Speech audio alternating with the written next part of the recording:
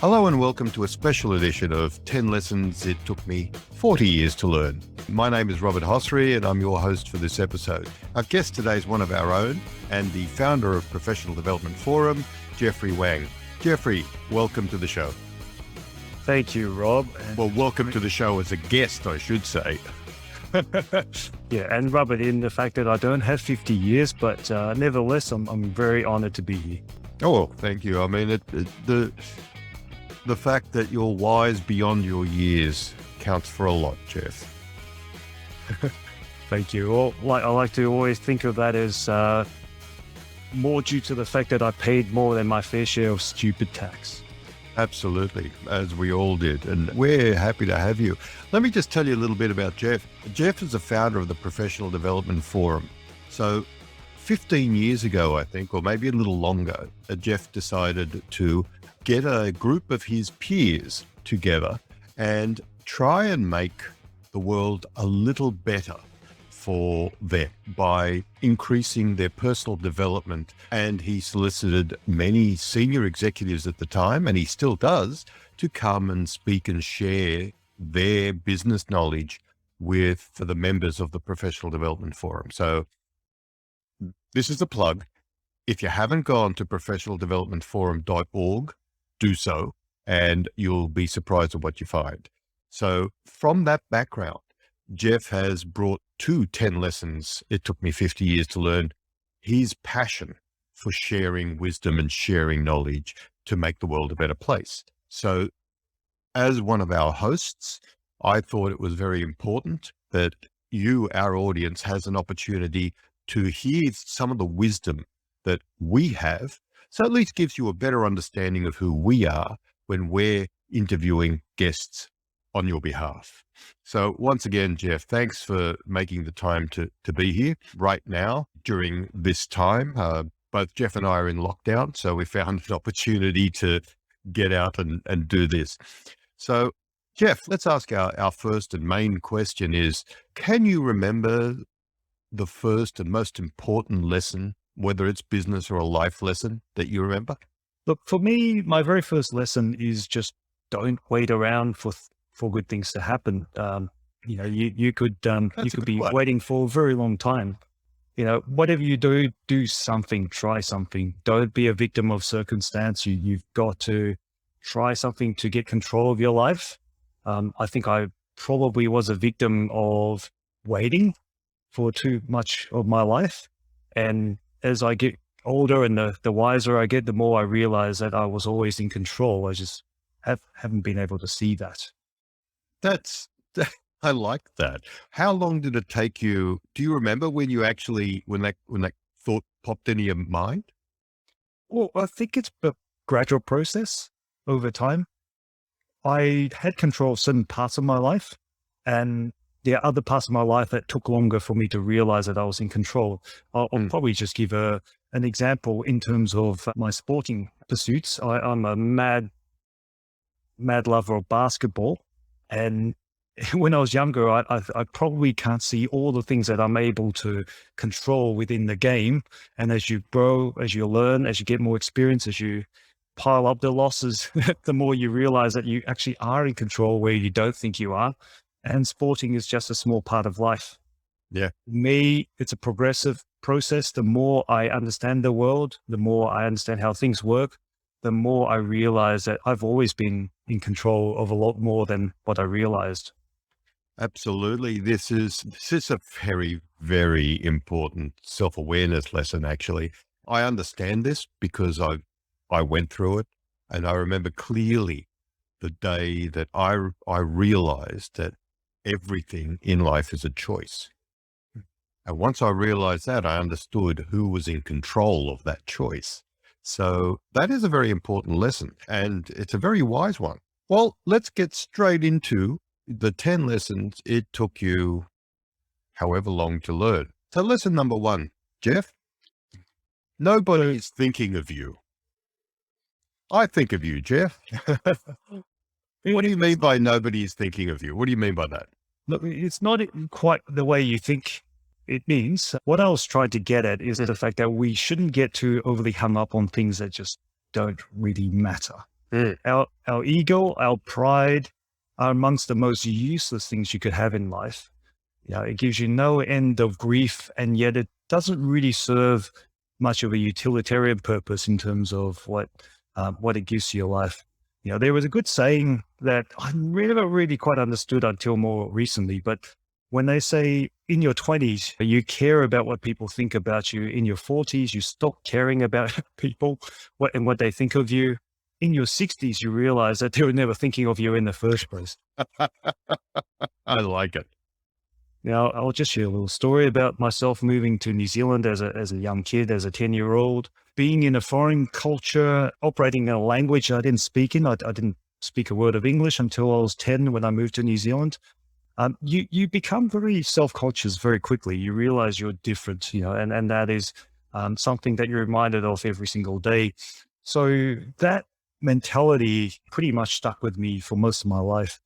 All I wanted to do was to fit in. And then I became obsessed about speaking, for example, because I realized that as soon as I open my mouth, I'm different. I'm reminded that I'm different. And so all of a sudden I became obsessed about, not making a fool of myself to the point that I worry too much about it. And, you miss out on living life. You miss out on all the other good things that happen. Now that carried over into my university and even my working life. And unfortunately, that doesn't bode very well in terms of how I performed as a person, because I was too focused on me to be focused on the problem at hand or others around me. Now, it's only when I got older that I had the realization that everybody is fighting a battle that you know nothing about. Yeah, They're not thinking about you because they're probably more busy thinking about themselves. absolutely. And so there's a flip side to this lesson, that's just be kind to people because, it's free. It doesn't cost you anything to be kind. We should be kind wherever we can. Agreed. It's a very insightful lesson that you learned, and it takes a long time to learn that. The fact that you learned it and you want to share it is it's pretty unique, actually. There's not a lot of people that get it, and you've got it. So, and you're sharing it. And I hope our listeners actually take the time out to think about what you just said, because it is important and it will, in essence, change your life. There is no doubt about it. Once you realize that you are in control, nobody really is taking the time to think about you and your problems because they've got their own. So no, absolutely, Jeff, I'm right there with you. Well, that's a deep lesson. Let's move on to lesson number 2, which is probably another deep lesson, knowing you. See the good in everything. It's a bit of a flower child, flower power type hippie outlook on life, isn't it, Jeff? Well, yes, it is. I guess, I suppose a more mundane way of saying that is to stop and smell the roses, right? Again, as a kid that probably is more privileged than I was aware of, I didn't appreciate a lot of the good things that I had in life, and I don't pay attention to things that you take for granted. And unfortunately, when you do that, you don't get into a very positive mindset about a lot of things. And again, it's when I think back in life that I realize how fortunate I was to have the upbringing, the family that I had and the situation that I was in. Now, bear in mind, I was born in the late 70s in Taiwan, which is still relatively speaking, as a developing country, but it is, becoming more economically advanced, which afforded us the opportunity to migrate to New Zealand back in the 80s. And when I reflect back on that, I realize how fortunate that really was for me to be able to essentially move to a new place, afford a world-class education, and, being in probably one of the most pristine environments in the whole world. When I look up in the sky now, this is something that a lot of us take for granted. You see a blue sky. I feel happy when I see a blue sky because I know that is not one thing that you can take for granted. In Taiwan, when I was growing up in Taiwan, it was so polluted that most of the time things are just gray, right? So just even something as simple as a blue sky makes me happy. Now, the other aspect of this particular lesson is the fact that we just should not take ourselves too seriously. Now in growing up in Asia, we don't necessarily understand or appreciate the Aussie/Kiwi humor. And, Tell me about it. yes, of course, because you spent quite a bit of time in Taiwan, Rob, so you can absolutely appreciate what I'm about to say here. In that, when I started living in New Zealand, there's a funny thing that the Kiwis and the Aussies do, and that is the fact that when they like you, they take the piss out of you. And Absolutely, we do. And I just for those of you that don't know that term, when you take the piss out of someone, it means that they make fun of you. And it's actually an Australian lexicon that may not be shared around the world. So I feel like I have to explain that. At the time when I was 10 to probably about 15, I got very offended whenever somebody made fun of me. And in reflection, I probably missed the opportunity for a lot of great friendships because I was too busy being offended than to, see the good in everything and understand that people are just having fun. I'm silent because you've taken me back to my childhood. So firstly, I totally agree with your description of Taiwan. I love Taiwan. I lived there for 2 years. I worked for a Taiwanese company for 5 or 6 years. So I love the culture. I love the people. I love the country. The thing is that Taiwan is a very industrial nation and it is still polluted even today. And you're right. The sky was not blue, and especially not a New Zealand sky blue. So children who have migrated into a country and are growing up in that country like you have done, like I have done, don't understand the culture immediately. And yes, we go through exactly what you just said, and we would have missed out on a lot. But the issue that you're bringing up is not children. It's not only children. You carry that into your adulthood. And you take yourself seriously because you want to establish that you fit the norm, you fit the society.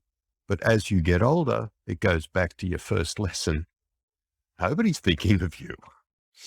That's right. So if you take the time to find the good in everything, God, you make your life so much more pleasant. Doesn't it? Yeah, absolutely does. All right, let's go to lesson number 3 because enough of this wander down memory lane, especially for me because I've got too many stories to go back that far. Lesson number 3. Now, Jeff, this is a little wild. Run towards the fire. Can you explain that to everybody?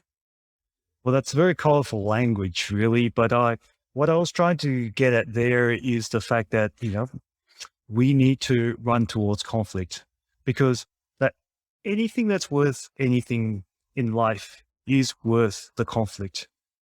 And the other thing I've learned throughout my years is that when we push conflict further down the road, it will only make it worse. Now, This was a very, very hard lesson for me to learn because I grew up in a culture that is a very passive culture, is a very conflict avoiding culture. In Asia, people don't say what they mean because that's what they're taught, because that's the way you avoid conflict in order to be able to live with each other.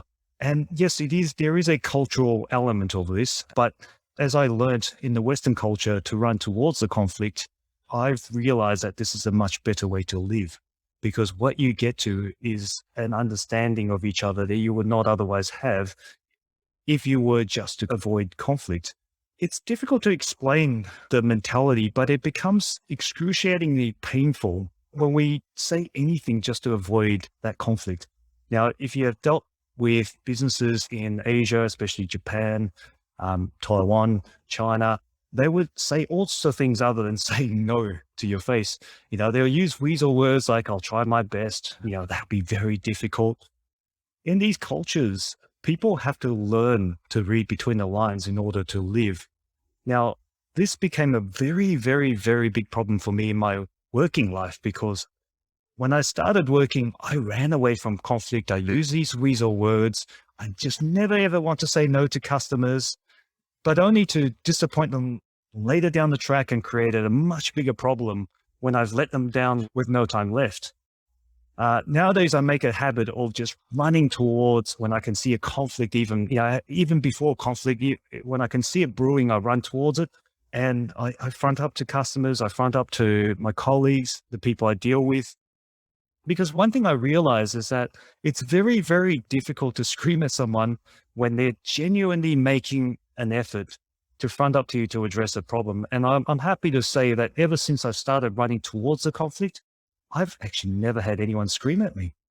Why would you want people to scream at you? I mean, if your customers are screaming at you, Jeff, they're the wrong customers. No, but that the point is the amount of angst that I cause by conflict avoidance Yep. leads to that sort of behavior. Whereas the reality is, if you make a genuine attempt at resolving the issue and running towards the issue, you avoid that problem brewing to that extent in the first place. And that's something that I'm a genuine believer of. Oh, look, it's our job as hosts of 10 lessons. It took me 50 years to learn to sometimes take a contrary point of view just to get more out of the point. I'm not going to do that because I've lived my life exactly with this lesson in mind. Believe it or not, this was a sales course taught by Xerox Corporation, and it was conflict management and how to deal with irate customers. And I took that into my life. Address the issues, exactly what you said, address the issues immediately. Otherwise, you're going to make the situation even worse than it is for everybody, including yourself, and the anxiety and the mental health that goes with it. Come on. So, Jeff, I'm not going to take a contrary view here because I am a great proponent of this lesson. Run towards the fire, run towards the conflict, get it resolved, have that difficult conversation. There's a lot of ways to do it, but the more you avoid it, the worse it becomes. Would you agree with that? Absolutely. Now, your next lesson is one that I've also lived by. I mean, it's going to be very hard for me to take contrary view to a lot of your lessons, but I will try.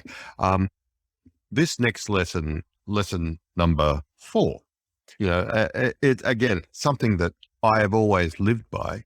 The way you phrase it, though, makes me think a little deeper about it. Don't lie to yourself. So what I was trying to get at is around authenticity. So similar concept to Duff's lesson, if you remember, just tell yourself the truth. And potentially also Andre's lesson, if you remember, he talked about burning your masks.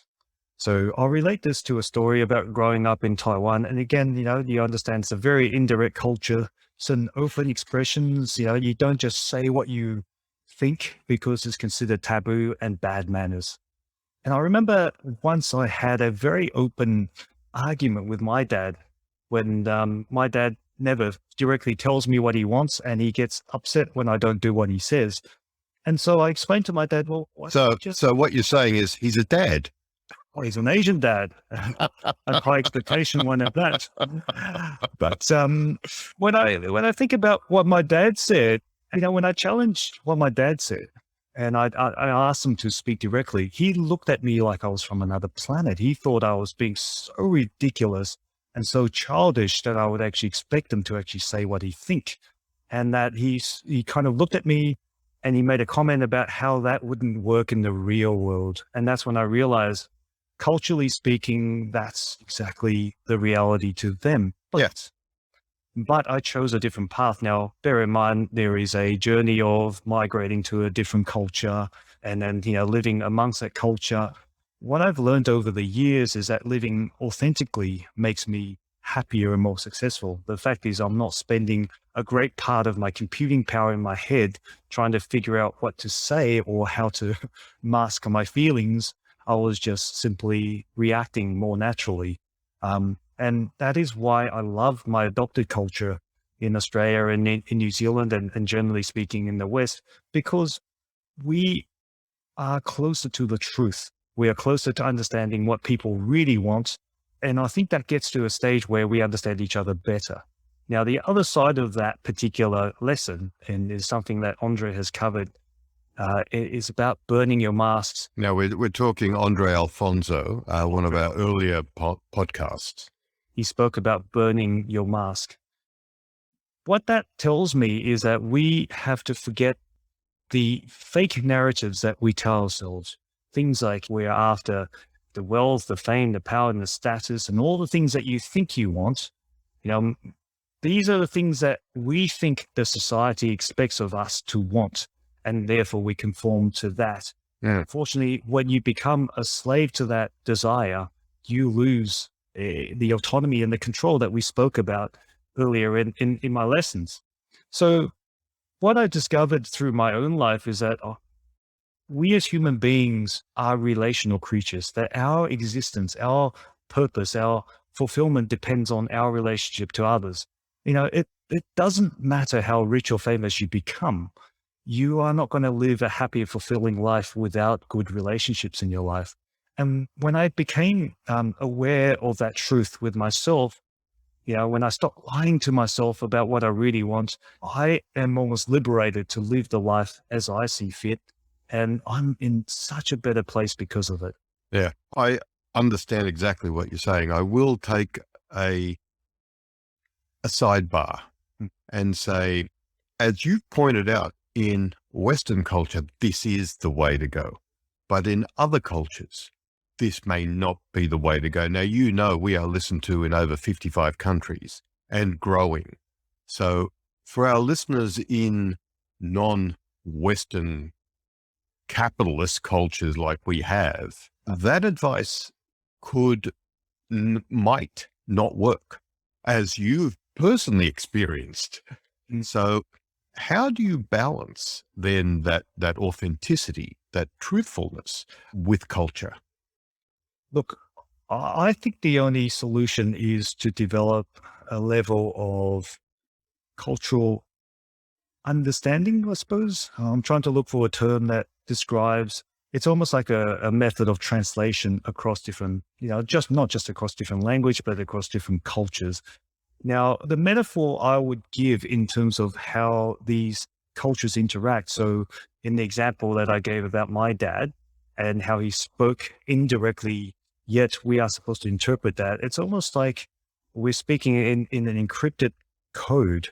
Now, so long as people understand that and share that way of encrypting our language, that we can come to a common understanding of what we mean, then that would be fine. Where it gets dangerous is when people don't have a common understanding of what that encrypted code is.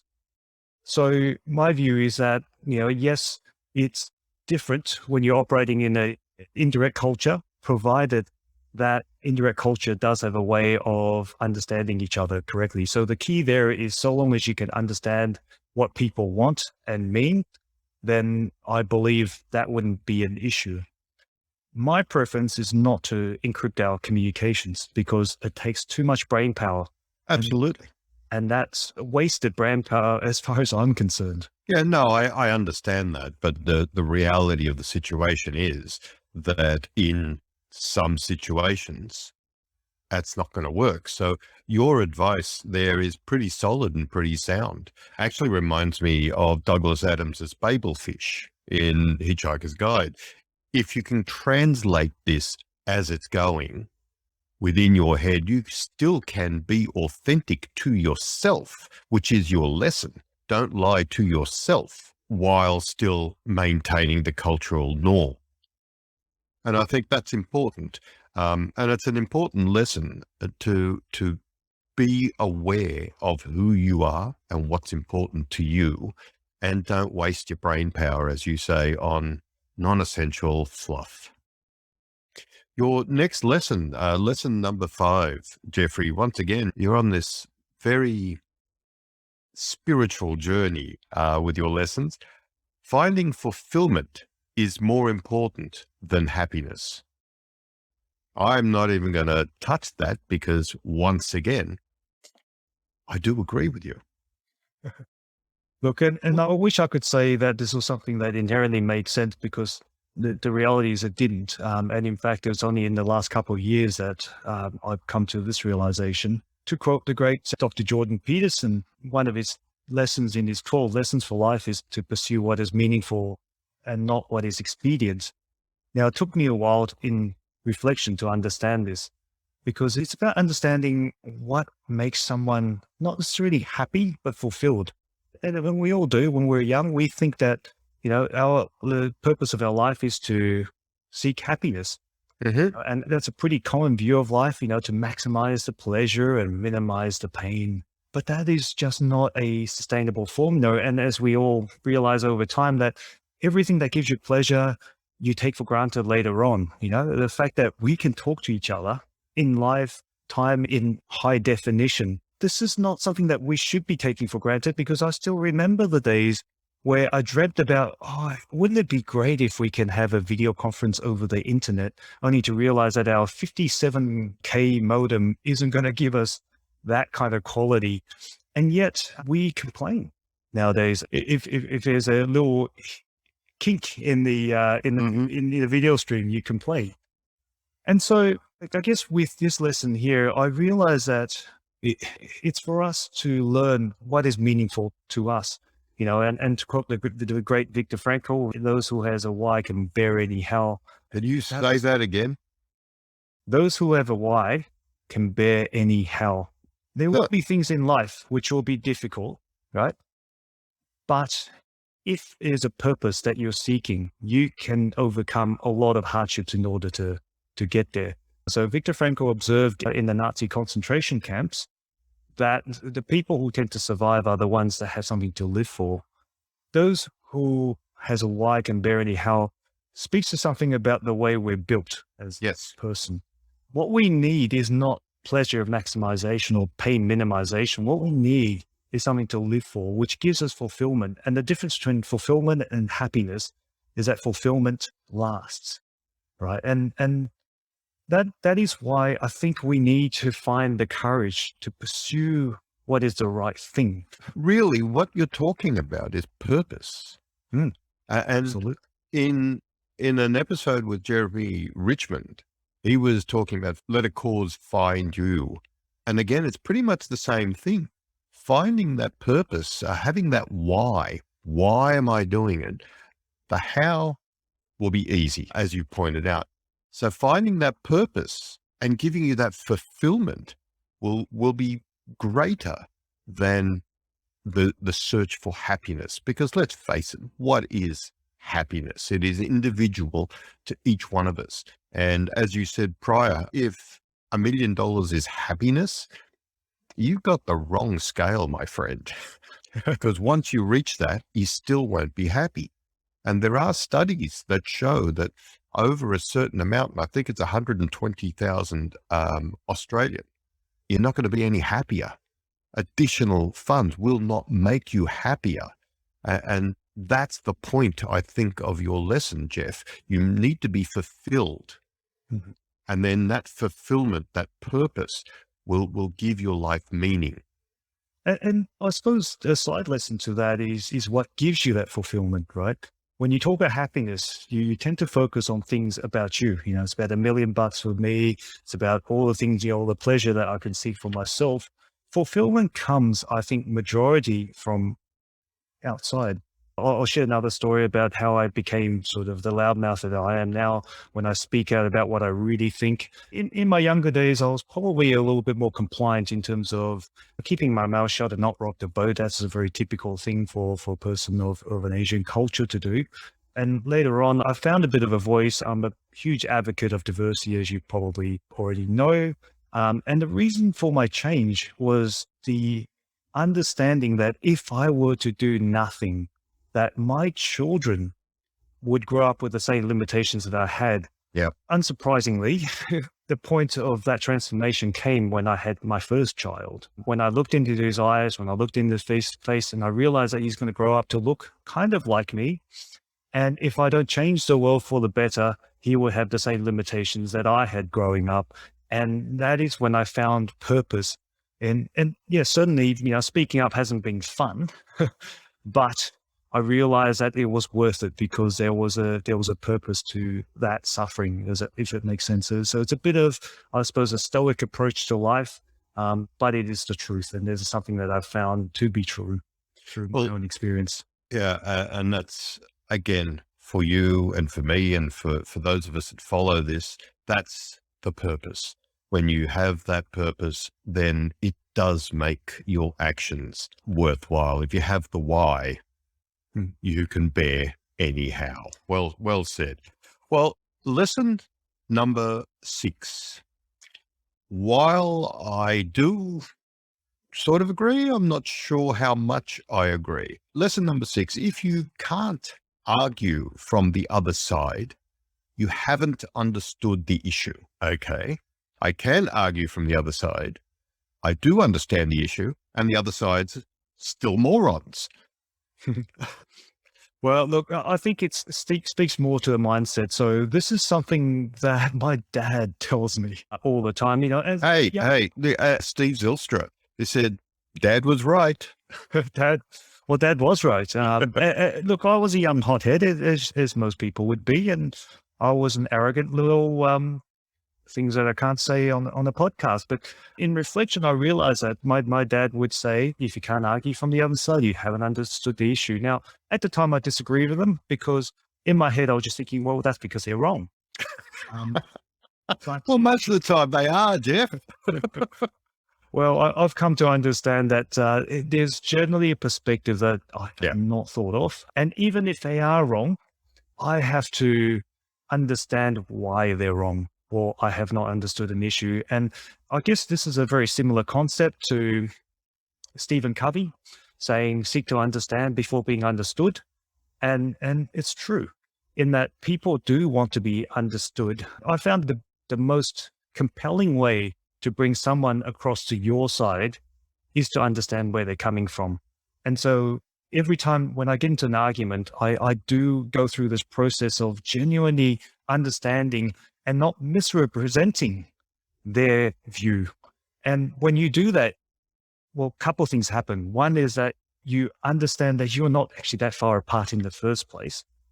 Or the other alternative is that they'll come to see your point of view and understand why their point of view is limited. Because once you've understood their point of view, they generally are more open to understanding where you're coming from.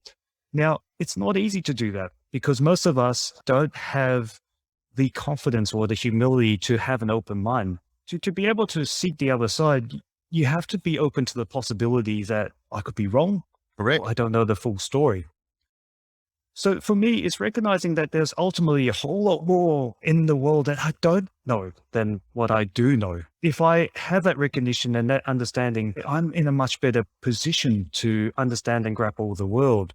Now, again, we often hear the saying that truth is somewhere in the middle, but it's hard for you to find the truth if you're so emotionally committed to a position or narrative to, think about it critically. I think that for me to strengthen my belief in a particular idea or position, I have to understand how it could be criticized. I have to try and seek to understand exactly why it could be wrong. And if I don't understand why it could be wrong, then I haven't understood that issue. So I guess, that's my philosophy. And I found it has served me well in life, in business, and in friendships. I believe that we've got to disagree better as a society because Agreed. Now this is a very key point. Our opinions are not our identity because that is an insight and an epiphany in itself, which a lot of people will not share with you because they don't understand what you just said. Do you want to repeat that again so people can think about what you just said? Because I totally agree with this. Well, okay. So what I said is that our opinions are not our identity because it evolves. Our opinions evolves with time and experience, and you expect it to because you get older and wiser. What we have too much of is this digging in because they see their identity as more like a team sport. It's like a color, and you can't change as soon as you start wearing this color. And you try to double down on it, or you refuse to hear anything contrary to that particular worldview. And I think that's why most people find themselves in such a bind most of the time. But if you just have enough confidence, if you just have enough humility to be open to possibilities, you will become a wiser and better person. I agree with you. As far as identity, let me try and give some sort of an analogy that will help maybe our listeners understand what you said about identity. In the 70s and 80s, males, especially males, would identify with their profession. Mm. So it was always a case of, so what do you do for a living? And I think in the States that a lot of that still exists. Today, males do not identify with their profession. And so therefore they're more flexible to then learn more skills and do more things. Back when I was a young sales cadet, it was exactly that. I am in this industry, I do this. And the problem there was, if you lost your job, it would be devastating because your identity is gone. And it's the same thing that you just mentioned.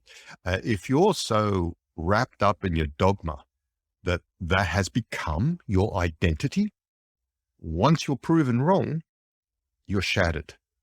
And people will double down because they don't want to back off on that. So I agree with you, Jeff. It's really hard to do anything if you're not prepared to be wrong, to accept the fact that your thoughts are wrong. And don't make comments, don't make a decision, or don't make judgments on things when you don't have all the information. And today we have too much information, so it takes a while to sift through it. Absolutely. Yeah. All right, well, let's move on because again, you're getting very deep, man. So let's move on to lesson number 7. Seek the truth and make it persuasive. What do you mean by that, Jeff? Well, in our last lesson, we spoke about being open to seek the truth, right? What the truth is, the truth is the truth. There's no my truth or your truth. There is just the truth. But it takes an absolute open mind, humility, and a whole lot of integrity, not to let your own biases and perspective and pride cloud you from that truth. My belief is that we need to seek that truth with an absolute open mind to try and understand what it is. Now, I don't think we can ever get there. All we can do is get as many perspectives as possible. So you sort of close in on the truth, but we absolutely have to seek it with, again, like as we spoke about, without the biases, without the commitment to identities and all that clouding us from that truth. But once you've got a good grasp of what the truth could be or should be, you have to understand that that is actually a very powerful thing. But it also takes a whole lot of courage to tell that truth. Now, this is something that has taken me a very, very, very long time to come to the realization that I need to seek it and I need to tell it. Yeah. And it's a bit of an art and faith. I mean, we hear about this cancel culture that's going on right now. People fear telling the truth because when you say something that's not politically correct, you can have your livelihood destroyed. You could have your reputation in tatters. You get sacked from your jobs. All sorts of things could happen to you, if you were to say something that doesn't correspond to the popular narrative. Part of it is conflict avoidance. Part of it is, me afraid of losing friends and relationships and all that. What I've grown to realize is that when you seek the truth and you tell the truth, there's so much power in the truth because people deep down know what the truth is, even if they are pushing a particular narrative because of their circumstance. Deep down, they know exactly what the truth is. And I should have had more faith in people. Even those who I think would disagree with me, when I tell the truth in good faith, and I try to tell it as persuasively as possible, people have a way of being drawn to that. And I found myself being a lot more influential as a result of telling that truth. And I think there's something much deeper to truth telling than I potentially realized when I was younger. So let me ask you, what happens when you tell the truth persuasively? People believe you and get on your side, and then you discover that that wasn't the truth. Then you've got to tell people that you're wrong. I mean, our opinions, our understanding of the truth will change when new facts emerge. That's what you've got to do. People change their minds all the time. I mean, there was a time when the popular opinion was that the earth was flat. Jeff, there are still people now that believe that crap. That's right. But the truth is the truth, whatever they No, believe. I hear you. I will take issue with, deep down people know what the truth is. I don't think they do. And you see this in all the misinformation that's out there, because people will enter into the popular term echo chamber with like-minded peers and never leave. And therefore they're not exposed to anything other than their own truth. So I understand your lesson and I understand your point. I just don't think it's ever going to happen. So I've probably chosen, I should have chosen words a little bit more carefully. No, I think you've chosen the right words. I just think that your faith in humanity is a little overstated. But it's an article of faith that I believe people deep down know what the truth is. Now, what I'll say to the example that you raised is that people deep down know that they're doubling down on something that is not rooted in facts, but rather is an article of faith, right? So people know that they're doubling down on something that can't be proven. And that's the truth, because they really don't know what the truth is. Now, if they aren't committed to seeking for that truth, then they're easily going to be swayed into doubling down on whatever their preconceived position is. This is now, the reason why they're so desperate to cling on to their positions is because they know that they don't know the truth, and that's why they need to double down on something that's ultimately not rooted in facts. I suppose to add to your lesson, if you are not prepared to change your mind if proven wrong, then it's not the truth. Absolutely. So I get that. And once again, very deep, very controversial, which is good, which is what this podcast is all about. Let's move on to lesson number 8. Listen for context and meaning. As a salesperson, I know what you're saying, but could you explain that for our audience? All right. So I suppose in reflection in my life, it's no surprise I ended up as a salesperson, because as a child migrant with very little English, I learned how to listen beyond words because I didn't understand what the meaning of the words is. But as a 10-year-old child, there's a lot of things that you can understand without actually understanding the definition of each word. Now, that carried through with me through my life. I became more astute, deriving meaning from things which are unspoken. Now, part of that is because of that experience living in a different culture with a different language. Part of it is living in when I was growing up in Asia, living in a indirect culture where people don't say what they really mean. And so you get very good at listening between the lines. Now, there are different levels of listening. You listen for words, you listen for meaning, you listen for context. Now, I say that you've got to listen for what people really mean. And that is not necessarily what they say. Now, what's interesting here is what they say is sometimes not even close to what they mean. And that's why listening is a lot more than just making sense of people's words. You have to make sense of what they're thinking. And so very often I hear arguments between lots of people that, don't realize they've got so much in common that they agree on if they just bother to listen to each other. Yeah. I've been there, seen that happen. A lot of our guests have great anecdotes to back up this point. Diana White, Jeremy Richmond. Listening is, I think, the most important lesson that will help society, will help humanity.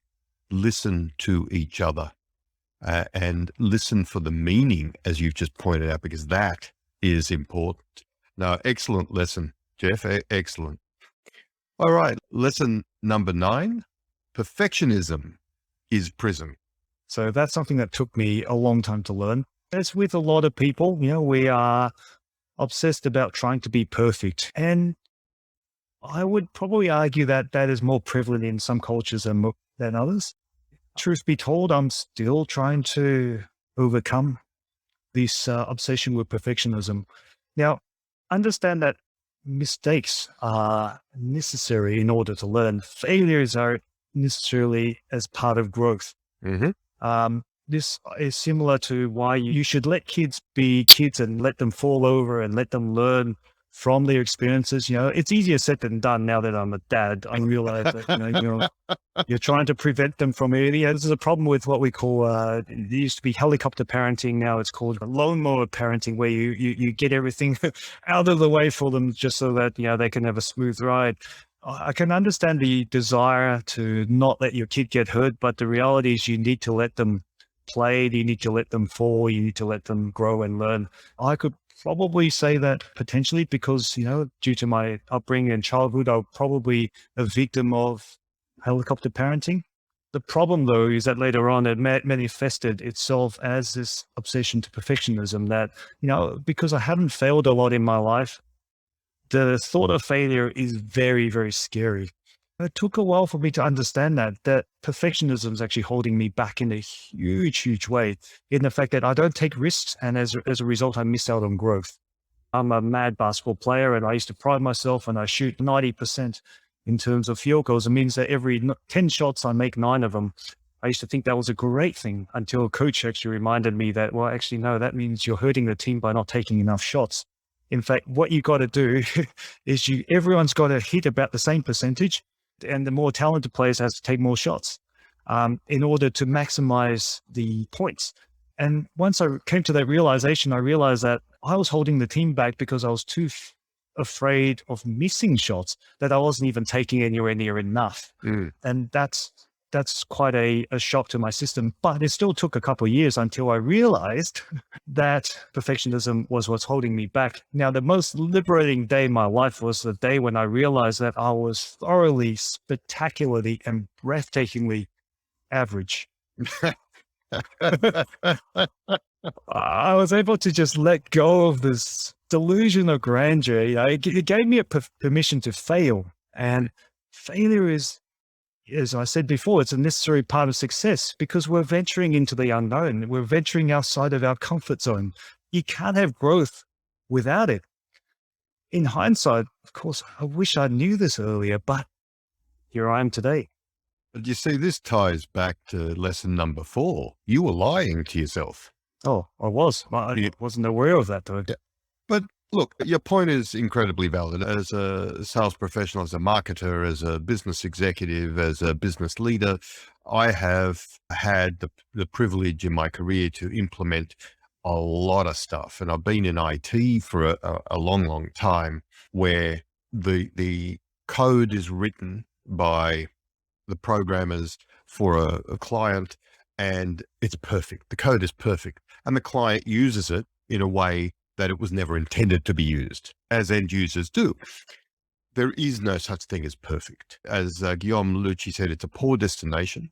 As you say, it's a prison. How many websites have I put up in my career? How many CRMs have I implemented?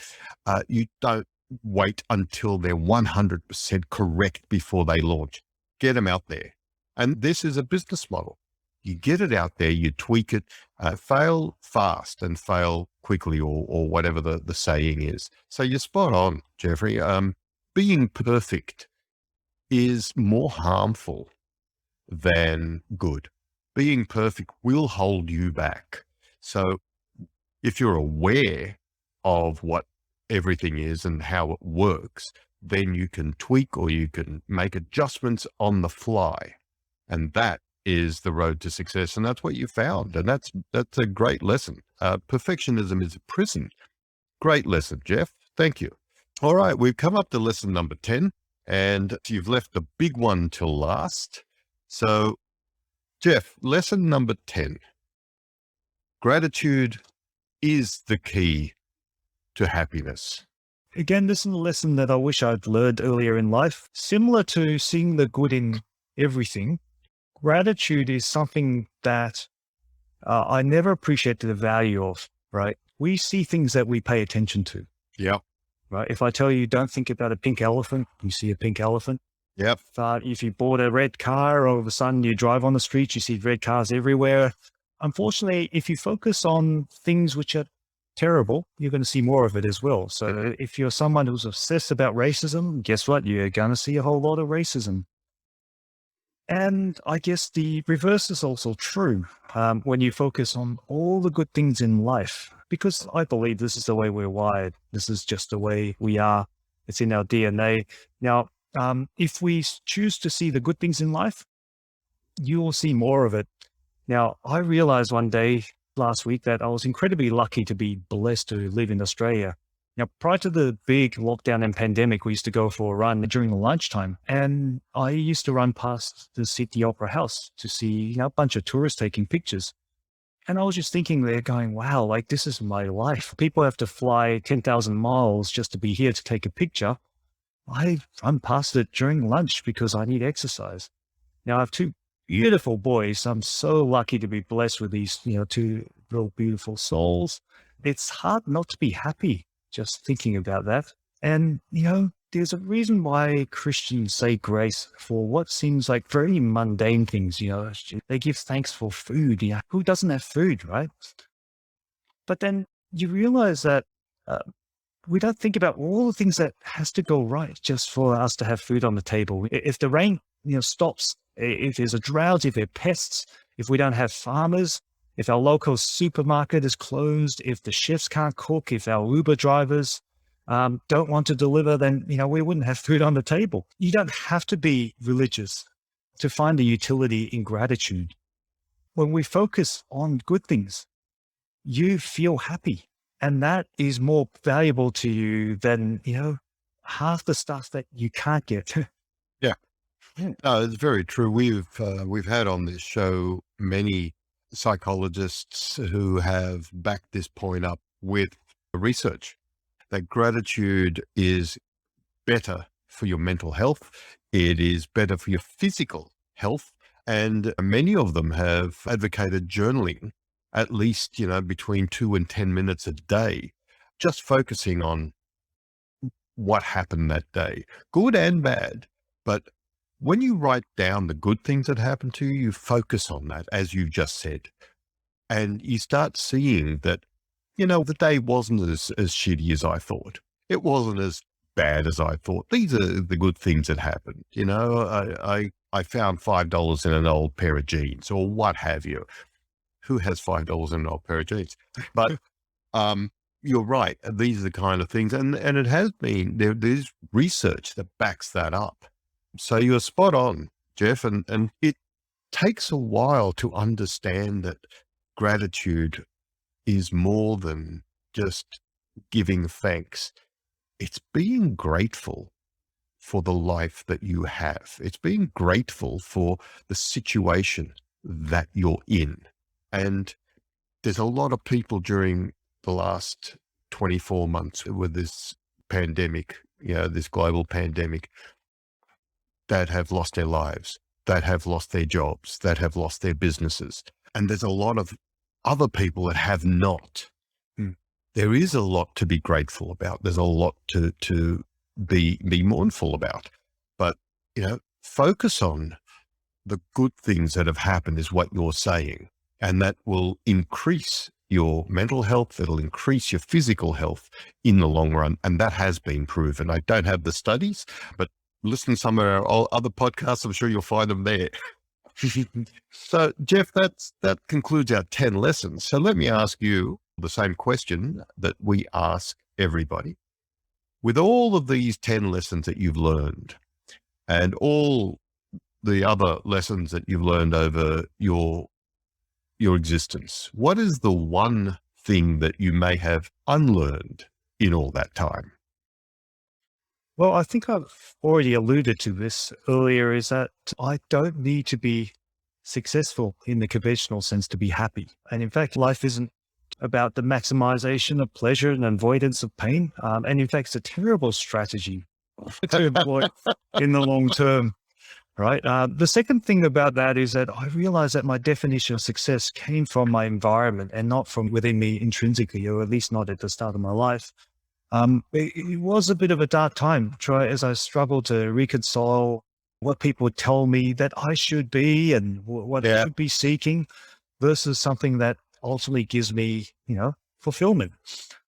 And so it took a lot of courage to start living authentically and to stop trying to live my life to impressing others. And that realization ultimately ended a pretty dark period in my life. Yeah, that's a good thing to unlearn because it just makes your life better. And thanks, Jeff. We'll finish on that note. You've been listening to 10 Lessons It Took Me 50 Years to Learn. Our guest today is our very own Jeffery Wang. This podcast is supported by the Professional Development Forum. PDF provides seminars, podcasts, webinars, parties, anything you want, everything you need, and best of all, it's free. You can find them on professionaldevelopmentforum.org or just hit the link in the comments of this podcast. Listener, we would like to hear from you. So leave us a comment, leave us a review, send us an email at podcast@10lessonslearned.com. That's podcast@10lessonslearned.com. And let us know what you would like to hear on our show. And with that, I'd ask you to hit the subscribe button to make sure you don't miss an episode of 10 Lessons It Took Me 50 Years to Learn, the only podcast on the internet changing the world, lesson by lesson. Thanks for listening. See you on the next episode.